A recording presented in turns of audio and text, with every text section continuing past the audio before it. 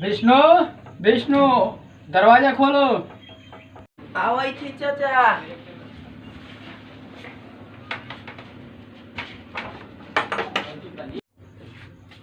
चाचा नमस्ते।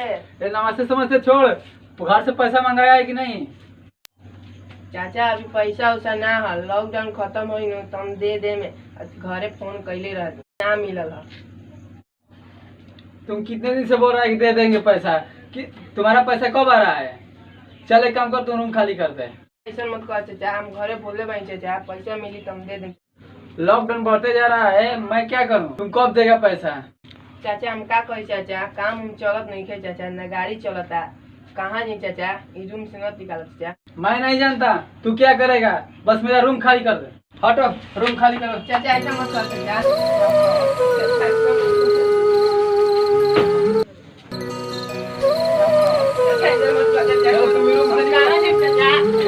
चाचा हम कहाँ जाए, लॉकडाउन में चाचा। जाओ जाओ जाना जाओ।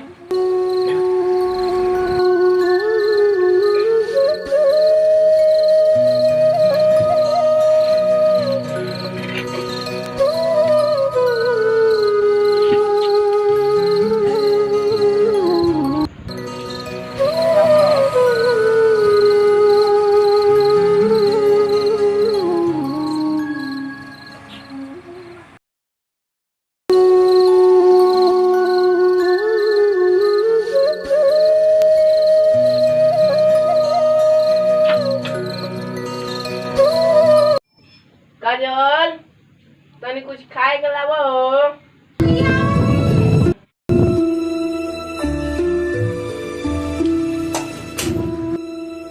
बाबूजी खैला ना कि ना? खैना तनी से खैना, कहत हम की तबीयत खराब बा। बाबूजी के तबीयत खराब बा। तू खाना खैलू? आप खाई ना, हम रखले बानी। आप खाई, हम पानी ले आवत है। लागो ताकि खाना नहीं खे, वो हमसे झूठ बोलत है। रुको हम खुदे जाके देख लेता नहीं।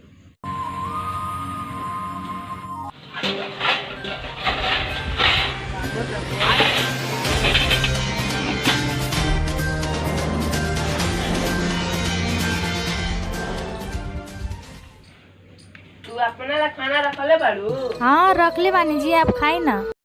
झूठ मत बोलो। सही में रखले बानी जी। कहाँ रखले बाड़ू? हम अब के देखा तो पूछू ना रहला। फूल खाना तो तू हमारे के दे दिल बाड़ू। खाने में तू ना खा ले रहा तू?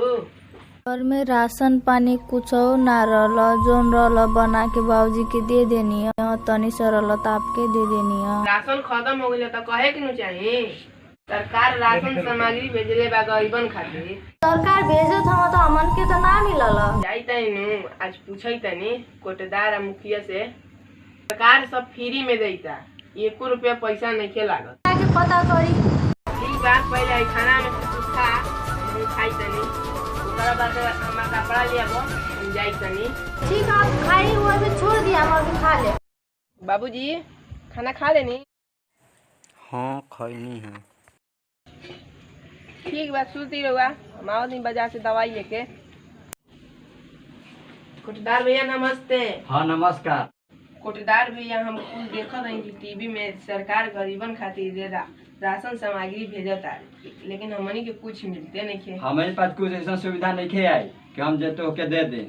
अगली महीना हमनी के राशन मिल रहे तो 2 किलो कम दे रहे, वही में सरकार 5 किलो देता, तो आप 3 किलो दे ले रहनी। अरे 3 किलो पावला नु, फ्री में क्या चाहता रह? घर लेबे केहू के हैं? सरकार तो बहुत कुछ देता। सरकार देती है तो जाना सो जो सरकारें भी लो, तो हमने भी क्या करे होता रह? सरकार आप ही लोग के पास भेजता, तो आप ही लोग के पास नु आई। हमनी लगे ना आ पावेला भैया, तो हम कहाँ से दे? नहीं खे आई। टीवी में रोज देखतानी। तो हाँ टीवी में देखा तो जा टीवी में से ले ला, हमनी लगे नहीं खे आई हम तहरा के दी। सब तो ये बतिया कहता कि टीवी में आयल बा, हमनी लगे काहे ना आयल। अरे जब सरकार भेजत है तो भेजबे न करी, आते आते आई, जहिया आई जहिया के ले दी हो। जा जाके मुखिया जी से भेंट करके आव, उन्हीं से बातचीत कर कई बार तो हम देखत नहीं। हमारे पास ना आके हम तो के दी, अइला मुंह उठा के। जैसे हटो, दिमाग खराब मत करो, और केहू के देखे के बाद।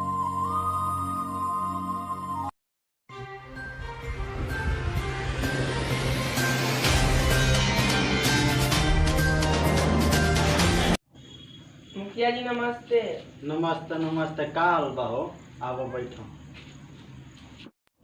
मुखिया जी हम कहता है कि टीवी पर देखा था कि सरकार गरीबन खातिर राशन सामग्री भेजता और हमारे घर में राशन सामग्री खत्म हो गई बा।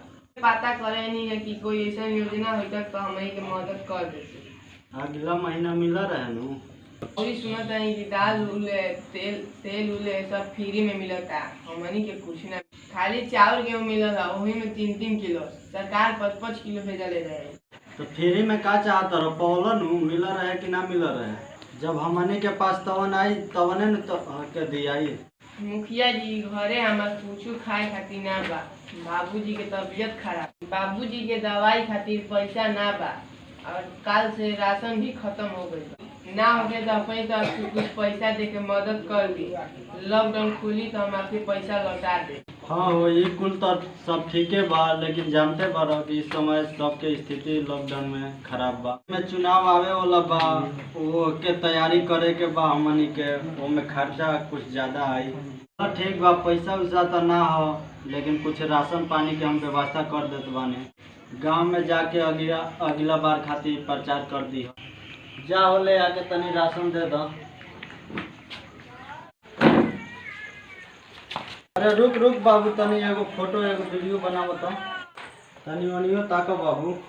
हम ग्राम मुखिया गांव के गरीब लोगों के मदद राशन वितरण करते हुए और आप लोग से निवेदन करते हैं कि आप लोग इसी तरह प्यार बनाए रखें। हर साल रवा सभी के मदद करते रहो। का प्रधान जी इतना जल्दी से वो कुकुर के बिना कई जाला, जितने कि एक टाइम के हमें भोजन दे के रुआ हमारा के करता, एक टाइम के भोजन दे के हमने गरीब के मजाक उड़ावता नहीं। अरे एमे मजाक के का बात बा? तोहार वीडियो बनी, सोशल मीडिया पर जाई, तू फेमस हो जी के सब कोई जाने लगे। प्रधान जी हमने गरीब फेमस होके के जरूरत ना बा, हमने गरीब गरीबे नाम से फेमस बानी। ये अपन राशन रखी, हमके माफ कर दी। मैं दलील करके आप हमके एक टाइम के भोजन देता नहीं, आप अपन राशन रखी। प्रणाम। अरे अब हम का करे, बाबूजी के दवाई लावे के बा और राशनो नहीं, कहाँ से पैसा लाई? अब एगो मोबाइल बाचल बा, इहे के जाई थी बेचे, का कर कोनो उपायो नहीं खे।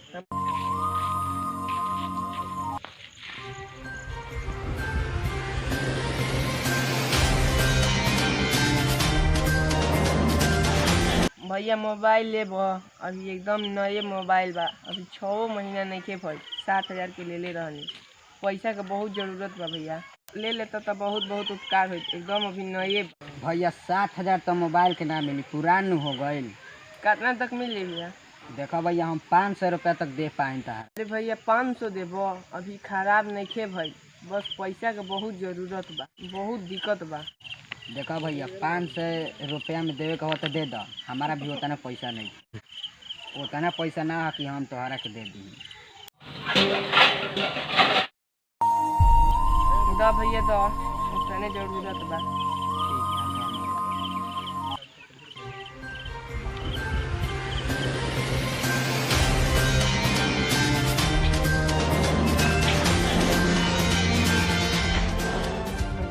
के तो राशन ला देंगे, अब पैसा नहीं किया, कहाँ से हम लाए? अब का बेच के लाई हम? भैया हमनी का चैनल मौर्या एमआर, अगर ये रउआ सबके वीडियो ठीक लागल तो कमेंट में लिख के जरूर बताएं जा कि वीडियो ठीक लागल कि ना। अगला वीडियो देखे खातिर कमेंट जरूर करम जा।